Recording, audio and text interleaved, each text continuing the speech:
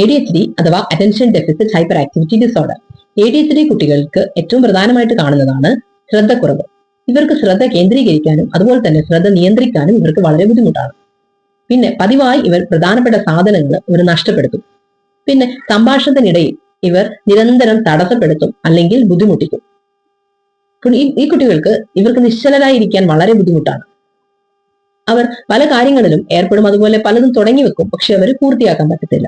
പിന്നെ അവർക്ക് ദീർഘനേരം കോൺസെൻട്രേഷൻ, അതായത് ശ്രദ്ധ കേന്ദ്രീകരിച്ച് ചെയ്യുന്ന കാര്യങ്ങളിൽ വളരെ ബുദ്ധിമുട്ടാണ്. ഹോംവർക്ക്സ് ഒക്കെ ചെയ്യുന്നതിൽ അവർക്ക് വളരെ ബുദ്ധിമുട്ടായിട്ട് തോന്നും. പിന്നെ ഇവരുടെ കൈകാലുകൾ അടിച്ചുകൊണ്ടേയിരിക്കും, അല്ലെങ്കിൽ തട്ടിക്കൊണ്ടേയിരിക്കും, അതുമല്ലെങ്കിൽ ചലിപ്പിച്ചുകൊണ്ടേയിരിക്കും.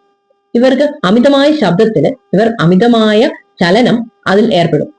ഇവരുടെ പ്രധാനപ്പെട്ട ട്രീറ്റ്മെന്റ്സ് എന്താണെന്ന് വെച്ചാൽ മെഡിക്കേഷൻസ് ആണ്. പിന്നെ ബിഹേവിയറൽ തെറാപ്പി, അതിൽ CBT കൊടുക്കാം, അതായത് കോഗ്നിറ്റീവ് ബിഹേവിയറൽ തെറാപ്പി കൊടുക്കാം. പിന്നെ ഒന്ന് പാരന്റൽ ട്രെയിനിങ്, പിന്നെ ഒന്ന് സൈക്കോ എഡ്യൂക്കേഷൻസ്. ഇതൊക്കെ കൊണ്ട് ADHD കുട്ടികളുടെ ട്രീറ്റ്മെന്റ്.